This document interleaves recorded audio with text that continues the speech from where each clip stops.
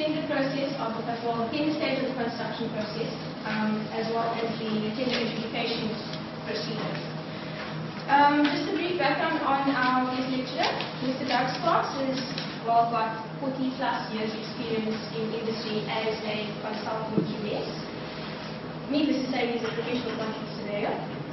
And he heads up his own consultancy based in Cape Town, Fynbos, Cape Town. I do believe he's got a number of other branches across the country. Yep, 2 others.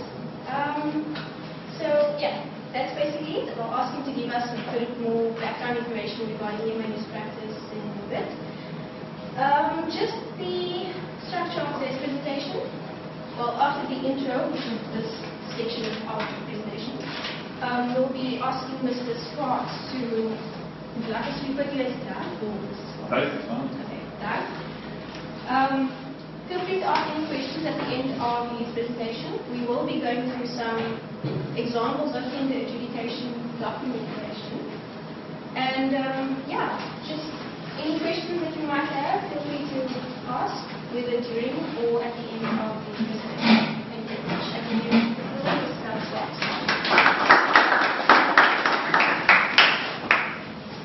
Morning. To get into tender adjudication, we've got to first know what contract we're working on. So, do you realize that there are a number of contracts out there? What contracts are you familiar with? JBCC, okay? NEC. Manda works JBCC, so a bit of both, okay? FedEx, thank you. A couple others, yeah? Anything else? Cost plus contract. Right? So you run on a cost plus basis. The other contracts, no contract. You can have no contract. I've got 3 court cases at the moment, litigations with no contracts. Okay? One is building a 10 million rand house in Constantia. The guy decided to build his house. You employed a project manager and you employed an electrician to build his house for 10 million rand. Needless to say, what happens? Goes under. The electrician gets kicked off site. I get called in and say, well, what's going on? Come sort out, I've paid this man so much money, what's going on? I work out that he's been overpaid by R1 million. Can't get the money back from the guy, he can't sue him because he's got no assets. So the client's lost $1 million. What does he do? This is a big lawyer, alright, who's internationally a lawyer for Coca-Cola. He decides, he built a house while this other building contractor, let's get him involved. Calls him in, and I walk up and say, the building contractor's already there. So I said, okay, have you negotiated price with this contractor? No! The building contractor says, I can't work out the price. I can't work out anything on this job to finish this job. I don't know what's going on. So I say, well, surely before you get a contract, how do you walk down the price? No, he doesn't worry about the price. He's worked with this guy, he trusts him.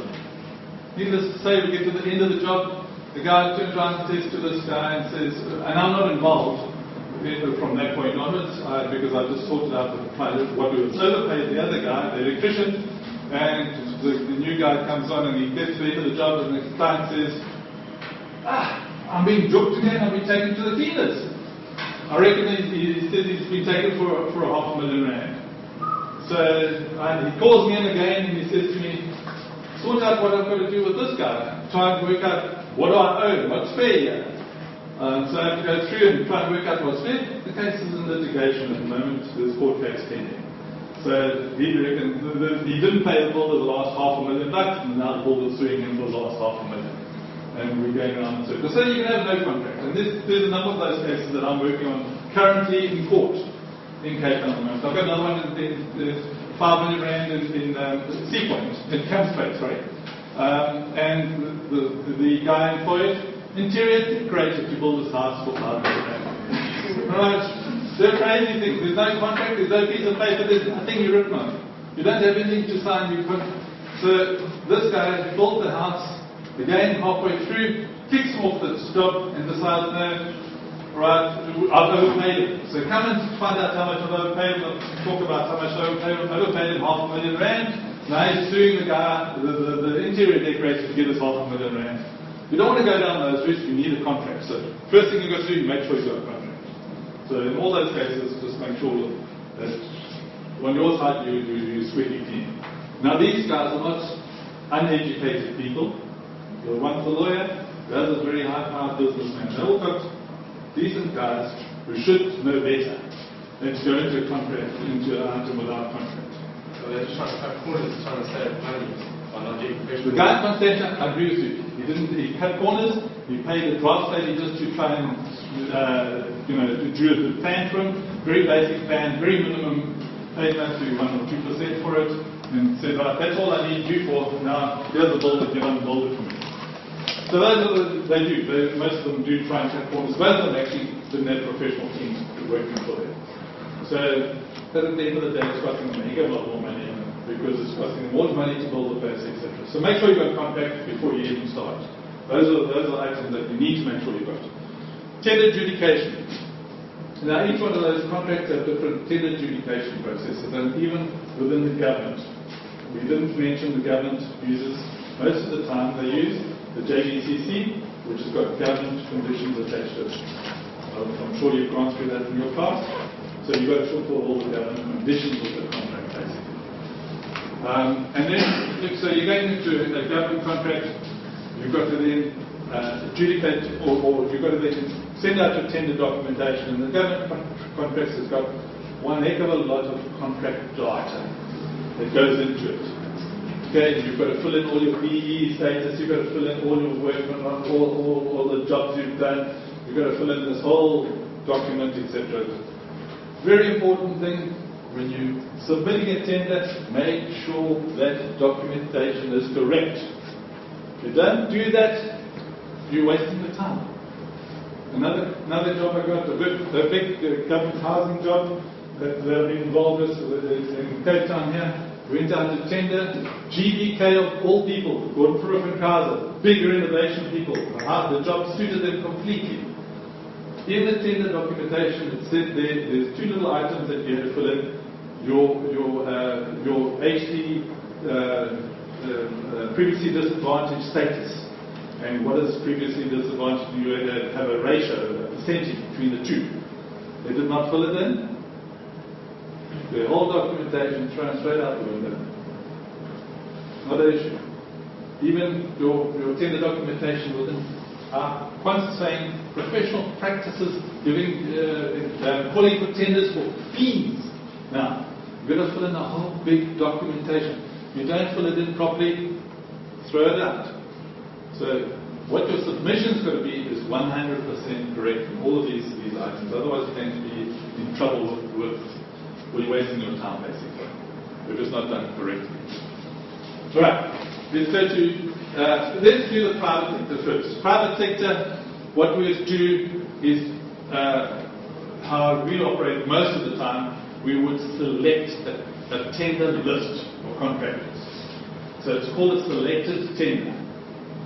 Select a tender list of guys we know who can do the job that we want to be done.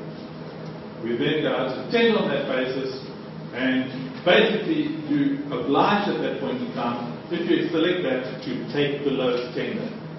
Although in your documentation, it says on your tender documentation, you always put in, you don't have to accept the lowest tender. It's not necessary.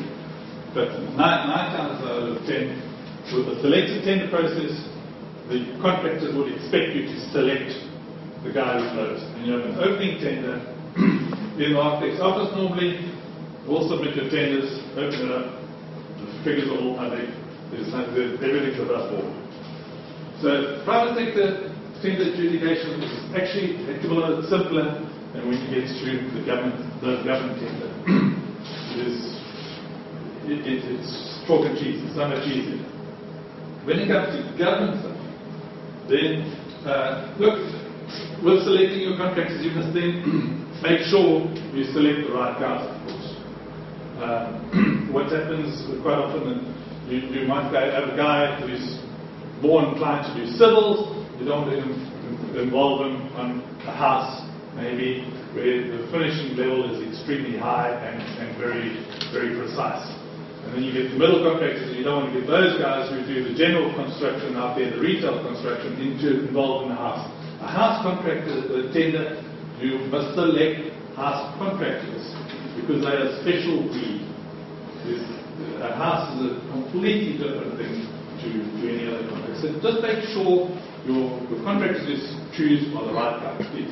Because otherwise you get into a selected tender, you throw in somebody who's not there.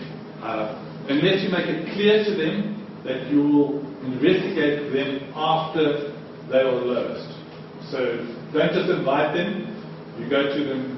If you invite somebody, you're implying that they will be accepted if they're lowest. If you're unsure about the contractor that you're wanting to invite, please stipulate it in your invitation to him, say, we'll investigate you if you are lowest and decide whether we're going to give you the job or not. Right. And then you can go through the same process of investigation as the government contracts, and that's the sheet that I'm giving you that we'll run through just now as to how to adjudicate what to look at with the contractors. Right. Any questions so far? No? Anyway, we go. When it comes to adjudication, then, this is a form handed out, a copy. Western Cape, the government, local government, the way they want to set out for adjudication of the tender. Everybody seen this before? Nobody? Yes, no. So they're basically wanting to have all the information at once so that they can adjudicate and decide on who to approve of the tender. So it's the name of the project, the file of the project, all the description of the project, tender number, closing date, validity period. Always when you adjudicate, you've got a validity period of the contract. Who knows what the JBCC normal validity period is? 45. Okay. Not 90. The government is normally 90. Okay. Government always writes in 90 days because they need a heck of a long time to have their tenders approved, and they take a heck of a long time to approve their tenders. But in the private sector, JBCC will normally just have it 45 days in and out provided we run the rest. And if that validity period expires, the contractor can just pull out of the job and say, cheers, I'm not interested in my tender, and you can't hold me down by the tender anymore. So if your expiry date is coming up, make sure your validity date is coming up. You've got to make sure you write to all the contractors that are lowest or in the reckoning. You've got to say to them, please extend your date by another month or two, or whatever it is. Government jobs will often do that. So you've got to keep your eye on the ball on what the conditions are of the contract, so that you don't overshoot that period. They want to know the latest estimate and the budget estimate. So they want to know the whole history of how good you are as a QS, what your budget was, and then you do what the latest estimate is, a price full estimate, of course, which you then price the bill and you tell them that you expect the tender to be whatever the amount is, and then you go from there. Source of funding, well, that doesn't make any difference. That's their problem, really, but you can tell it if it's necessary. You've got to report back to them to say it's a fixed price contract or a CPA contract. You all know what CPA is? Contract price adjustment provisions. Thank you. So, Haylett formula, which I'm sure you will all get into, that you hate the Haylett formula because you don't want to do it. It's a heck of a lot of PT for that extra pay for the QS.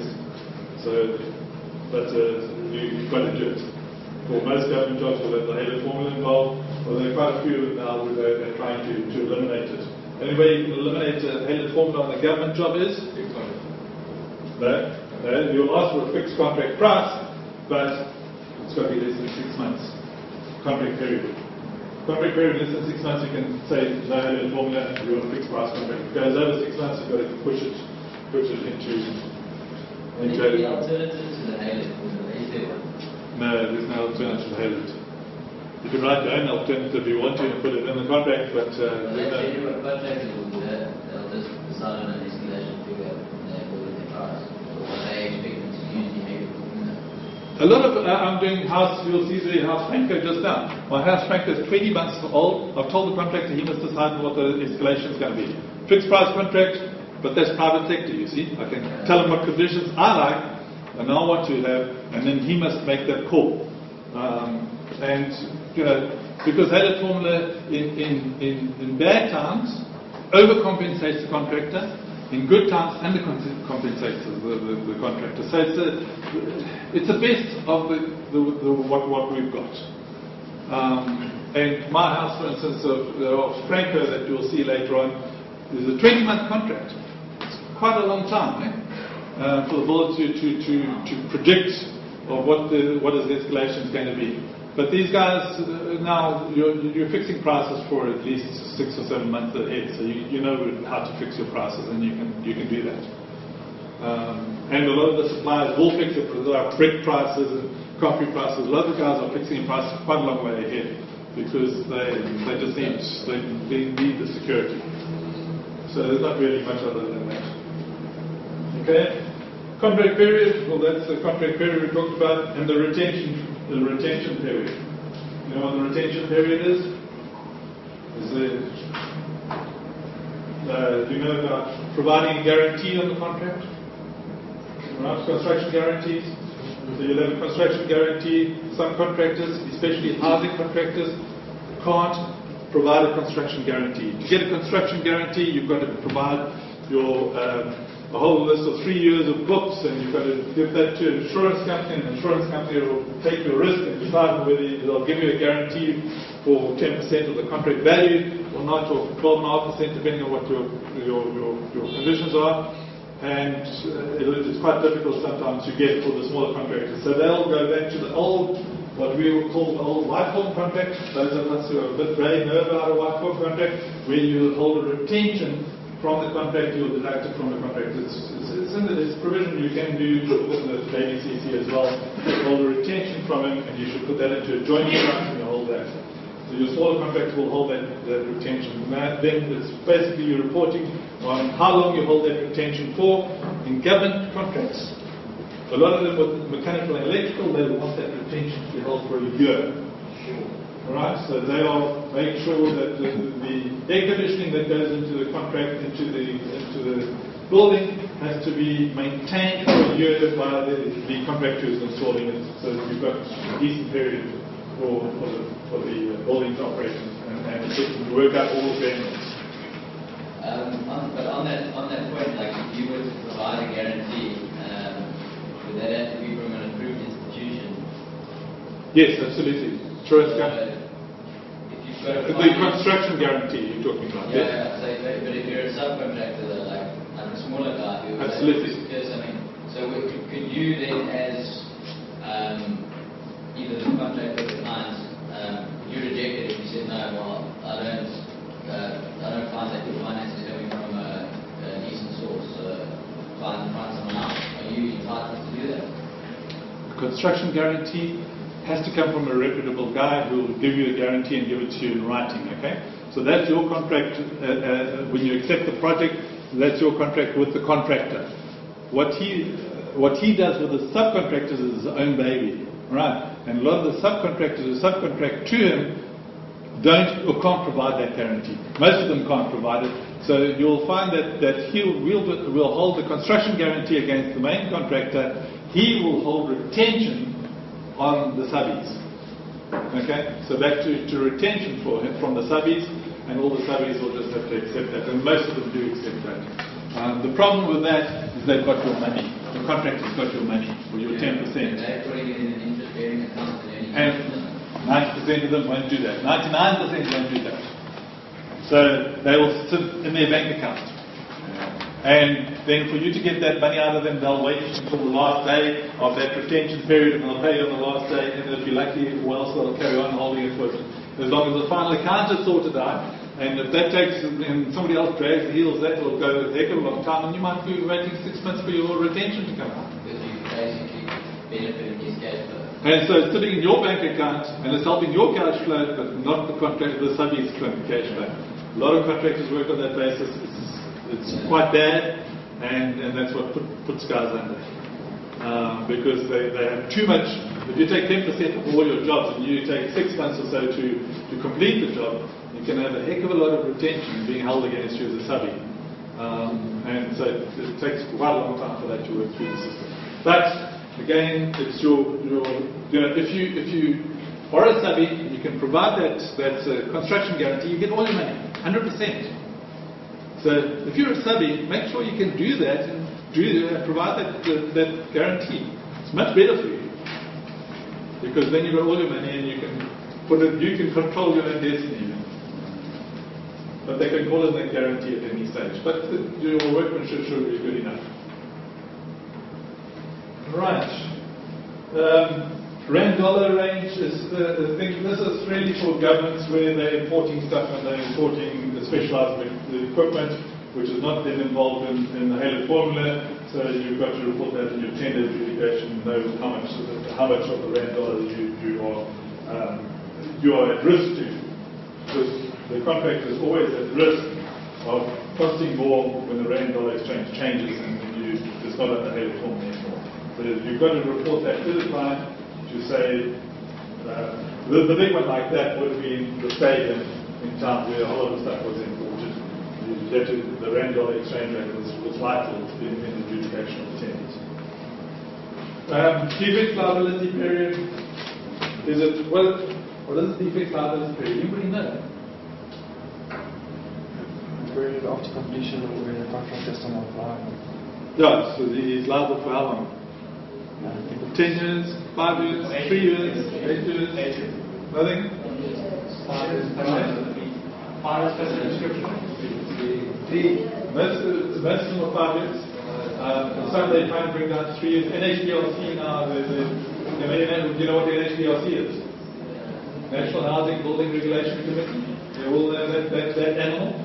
So if you're doing houses, etc., which you've got to pay technically amount, if you're doing a new house, you've got to pay into NHBLC, and you've got to make sure that's in your costing report, because the house could cost you anything up to 32,000 rand just to register with the NHBLC.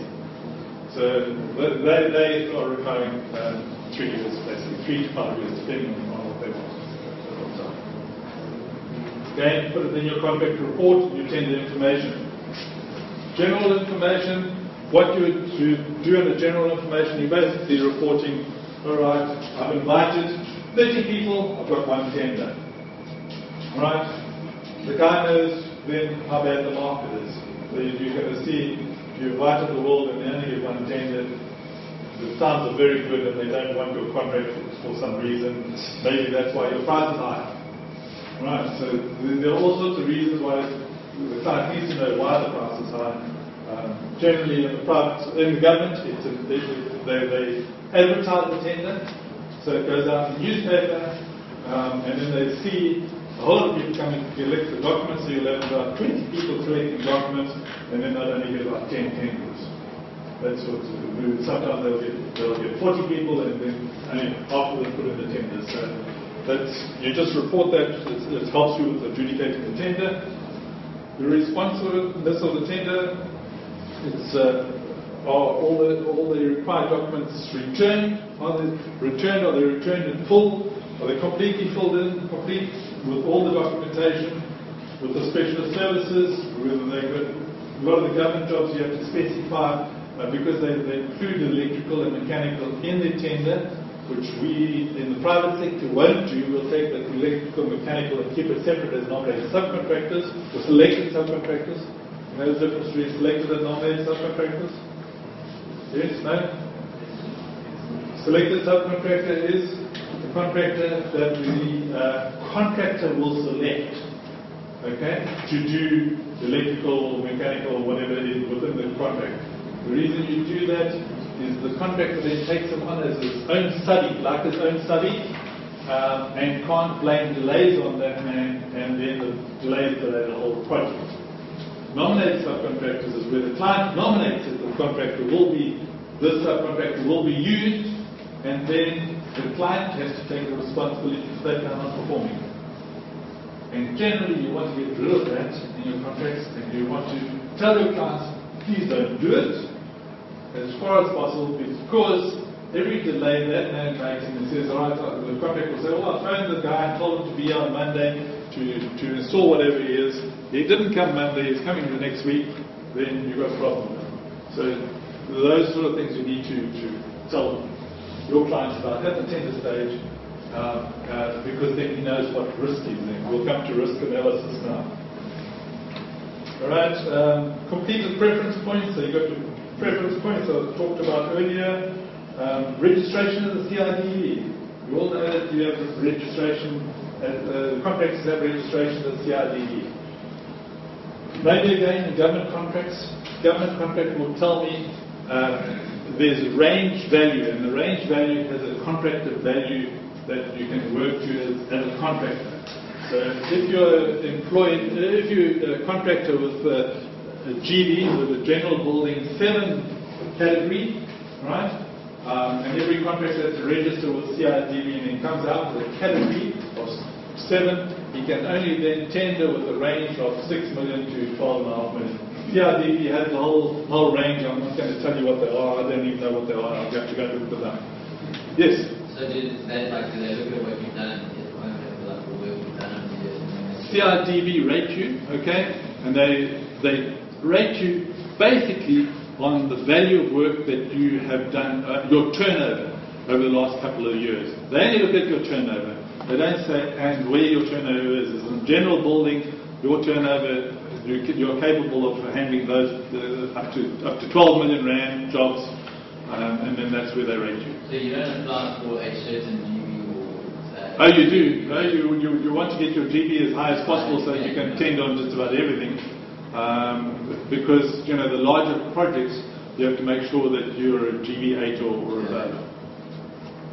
So you've got categories within, and that's all within the government service. Most of the government service have that you've got to be CIDB registered, and you register the project likewise. Then you need to have your tenders within those ranges, because if you're a GB 5 and you're tendering for a GB 7's work, they don't even look at you. Disqualified. You'll see just now on the tender adjudication form, it just says disqualified, because you've just list one criteria. So you just kicked out for no reason, or well, little reason as possible. So don't go there. Don't waste your time. Yep. The GB says 6 and the GB 5. Yes. Tendering a joint venture situation for, say, GB 7. This thing is quite complicated, yes. You do joint ventures. You can do joint ventures within them, and quite a lot. You will normally take the highest joint venture ability GB rating and use that. You can't take 2 files and make them a 6. Yes, you can't. Okay. I don't think so. There are all sorts of conditions like that. You look at the CIDB and you can find out all those items and bits and pieces. But generally, on the lower values, you don't get much in the way of joint ventures. Joint ventures are really when you need to push up your previously disadvantaged ratings. Okay, so it will be generally the bigger contractors who pull in the guys previously disadvantaged and try and push up their rating and get their rating up so they can get a better competitive tender. Because that ratio is very important when it comes to, you'll see just now, 10% or 20% of your tenders is rated on the ratio of your previously disadvantaged abilities. Right. Right, that's the general information out the way. We're on to risk now. All right. Generally, again, you look at the government wants you to look at the lowest 3, sometimes those 5 or 6. They want to look at your financial standing. So how do you do your financial standing? You go to the bank. What do you do to the bank? You go and tell the bank that you are going to want to appoint this contractor. The value of the contract is 10 million rand and it's over a period of 6 months. Alright? The bank will look at your finances and see whether you can handle 10 million rand over 6 months on your cash flow. And they'll give you a rating. Generally it's 9 out of 10, it's a rating C, which is fair, reasonable risk. That's all they'll give you. The bank will just say it's a fair and reasonable risk. That's all they'll say. That's the best you'll get out of it. They'll never say you're a good risk.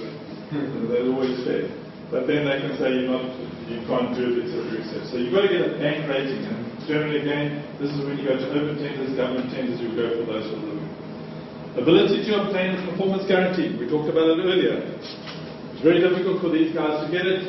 And if you get a guy who's lowest on your list, you must report on his ability, especially the open tender, of obtaining the guarantee or not. Technical expertise. Again, I talked about it a little bit earlier. You want to talk about civil contractors doing a house, you don't want that. So you've got to make sure that the technical expertise with the builder that you've got is in the field that you want it to be.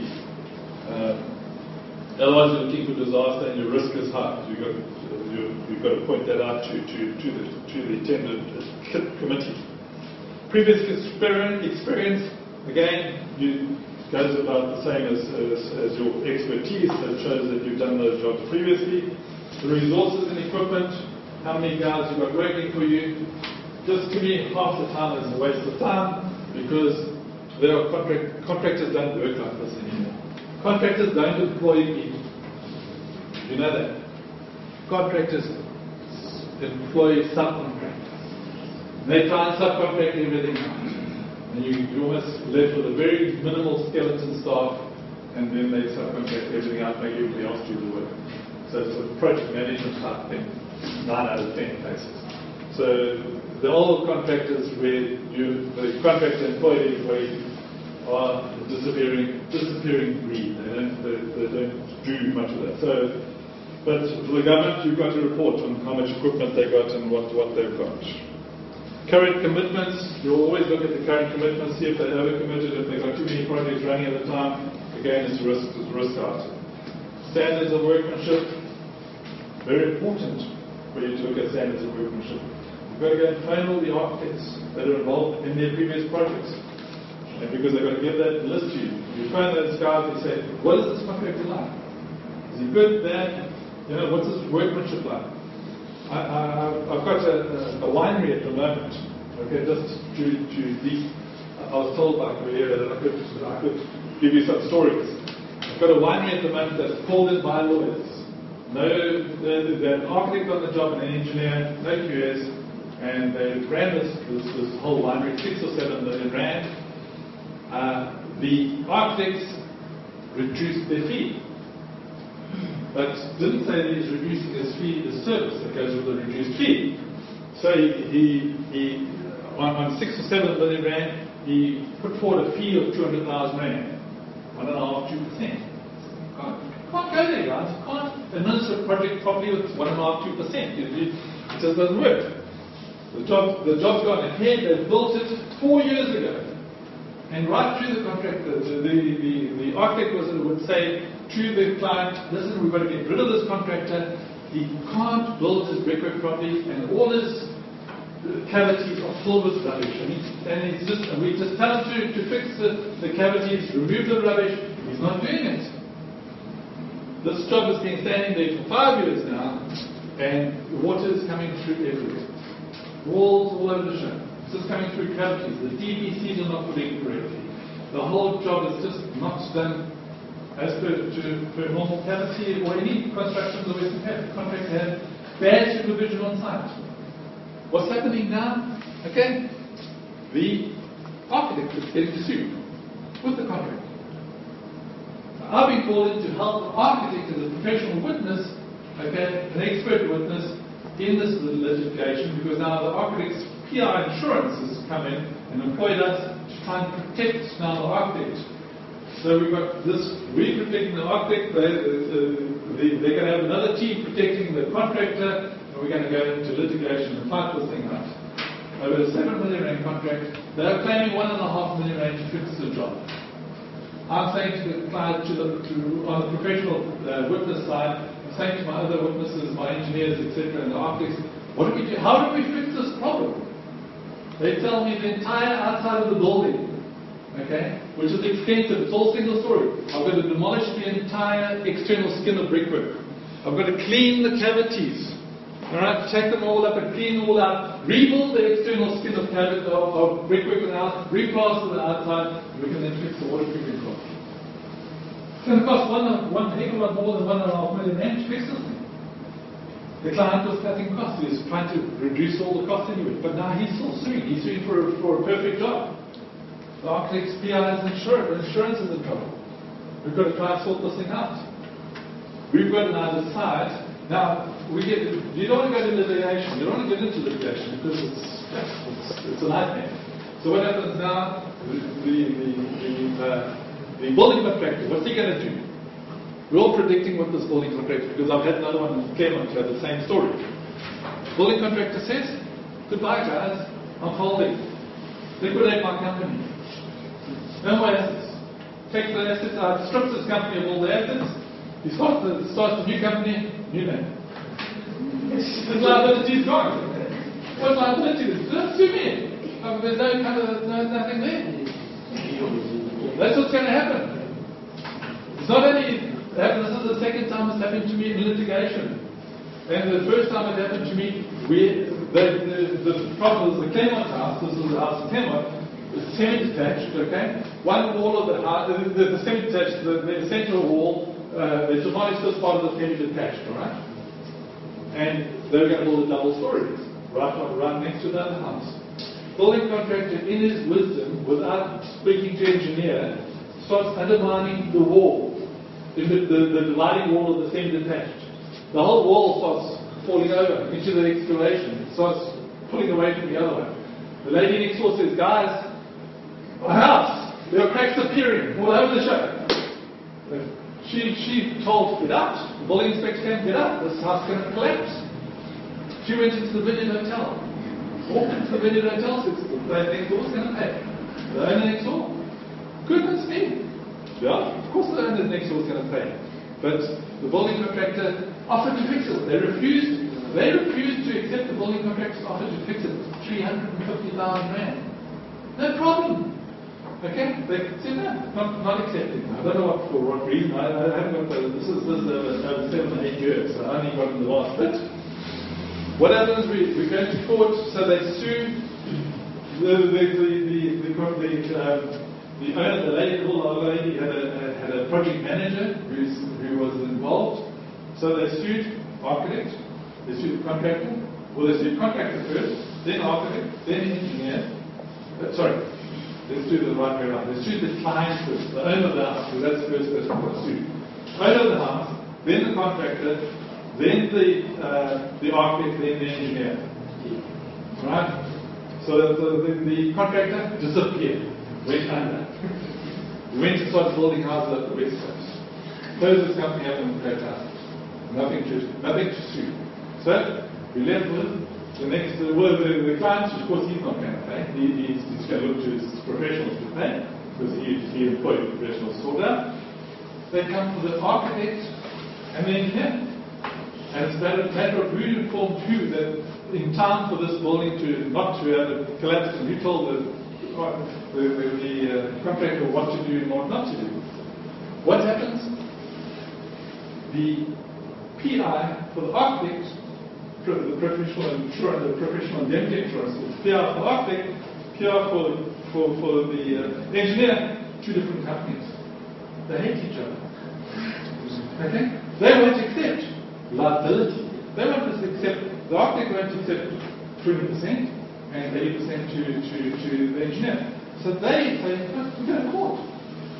This thing went on for 6 years. This poor little old lady had to move into the garage of the house where she had a little flatlet. And she lived there without the house boarded up in front. We then have to start fighting about the costs. So, what does the little old lady's QS? Now, there's a QS and professional team on the client side, so he had a lawyer, etc. involved. The building contractor had one lawyer there. The engineer had a full set of lawyer plus architect plus QS, everything else there, and so did the engineer. So we're sitting with 4 sets of teams in this court case. The big attorney in town, what does he do? He just drags out the case. He stands up in front and he just drags it out and goes through everything meticulously. 4 days in court. We haven't got anywhere. 4 days in court. You know what that costs you? Sort of a couple of 100,000 a day. Right? Eventually, and he knows. And so he comes and he says, right, to rebuild the house, they just pushed up the price. There are two QSs independent of each other on the engineer and the architect side, who were talking about £1 million to build a house, they wanted 1.5 million. So they just pushed the ball up all the time. So what do we do? How do we settle this? They eventually paid 2.2 million rand to settle the case. The PR, the two insurance companies.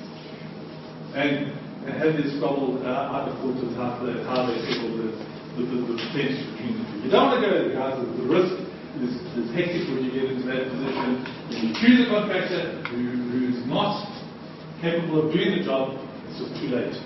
You must get your contractor, the right contractor for the right job, sorted out up front. Otherwise, you're looking for these horrible cases that go on and on, make the lawyers rich and everybody else rich, but anybody else in the contracting industry. Right, so where are we? Standards of workmanship. Records for time years completion on similar jobs. You must make sure that on other jobs, this contractor has completed the jobs in time. Otherwise, it goes on and on, he never completes, he's not got the cash flow to complete, and it goes on and on, and he goes into penalties and the contracts draw out. I've had a number of contracts like that, especially on government jobs where they just draw out and out and nobody can get the job to be finished, and the contractor can't get it to be finished because he's got no money or whatever his problems are.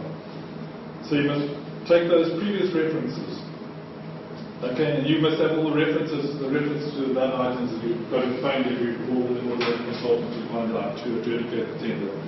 Subcontractors if necessary, so you look at the electrical, mechanical subcontractors to look at those guys. Supplier references, any references for stuff overseas. Then you general comparison and you make a recommendation to the tender. That's how you adjudicate the tender. Those are the list, those are the criteria, the risk management of the tender to complete. So what I'd like to do quite now is run you through and show you some of the documents I've used. How do I get going?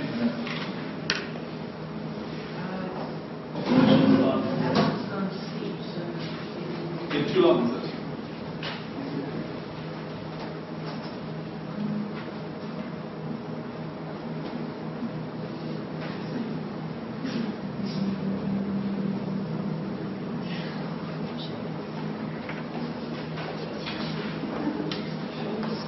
So when it comes to government, okay, again, let's go back to government. It's easier without the government. The government, you've got to now adjudicate the tender. What they would normally do, just do the Excel form. Okay, they will normally give you an Excel form on the government, and they have all these criteria, all the risk management criteria on the Excel form. You've got to then go through each of those forms, and you've got to rate each of the contractors. All the stuff is now taking out the tender documentation. You'll take all the information out of there and you'll plug in what you need to do.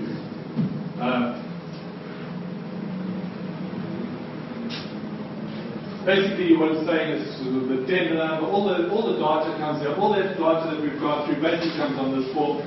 You see that the validity period there is 56 days.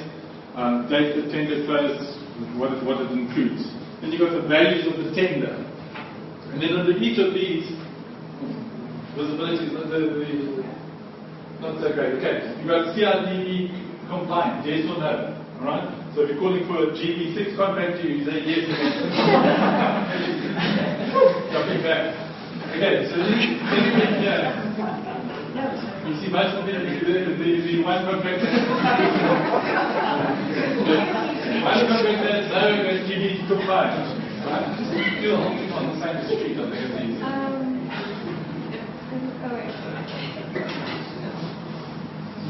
And next to the Zoom thing, press the middle one. Yeah. Yeah. Okay, so what again?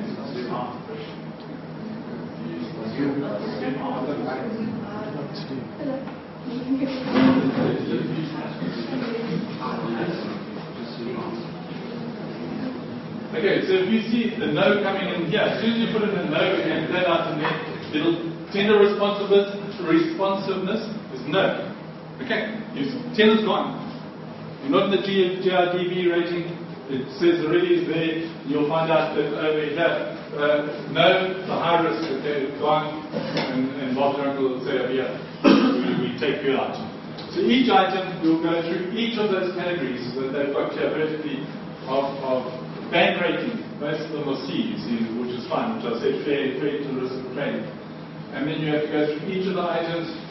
You actually put in your status. Look further over. It'll put in there your HTT, your previously disadvantaged status, how much percentage in your company is previously disadvantaged, how much is not, and you have a percentage there. You will then get to, you'll see here talking about a 90-10 contract, okay? In the government contract, all right, and anything to do with the governments, you'll have generally, when it goes out on the space, you'll have an 80-20 contract or a 90-10 contract. 90% of your contract price is related on price, 10% is related on your historic CDI. Right? What percentage you are. Aha, there you go. You see PDI equity ownership, okay? You've got 50%, this company's got 50%, financial price is 90%, it takes the highest one because the first responsive tender, so the first three here have been picked out. The first responsive gets 90%, and you've got 50% is ownership, okay?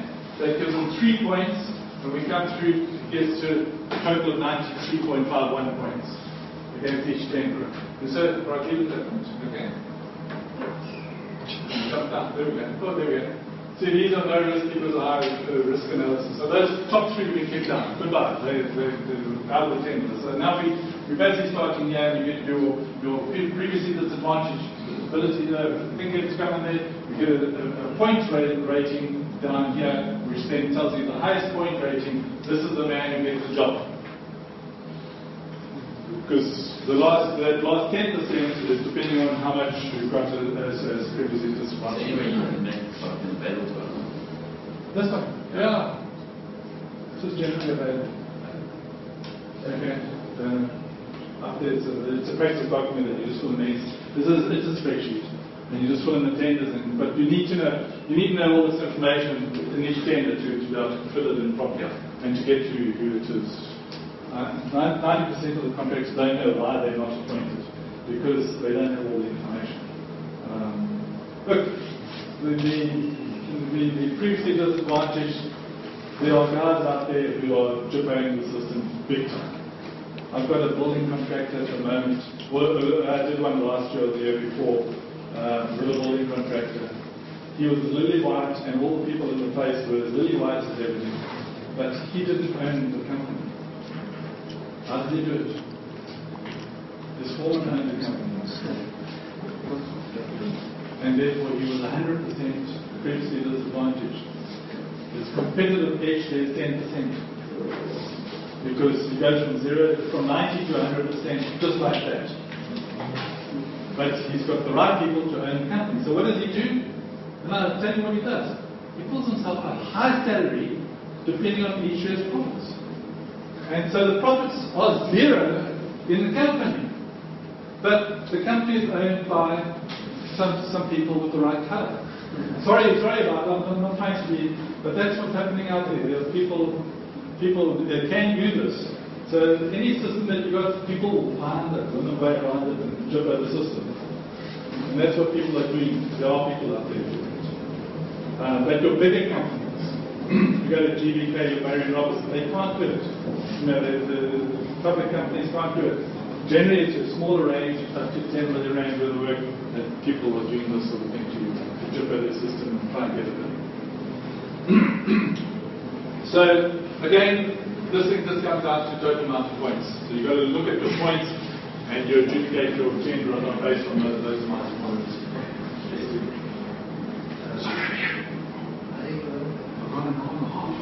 Okay, let's go to the last two slides and we wrap up. Good, let's talk about exam. Keep me out. Okay, tender form, just make sure it's filled in properly. The big things there is your preliminaries, you're going to put in when you want ALP, etc. Just make sure those things are filled in and make sure it's been filled in properly at the time of tender, right? Because that can affect your tender. And what happens generally, these contractors don't know what to do, so it's the last page, just the last page of the tender. So let's just keep going down. Okay, here we go. Okay, so your preliminary, your method of adjustments and your alternatives in the preliminary.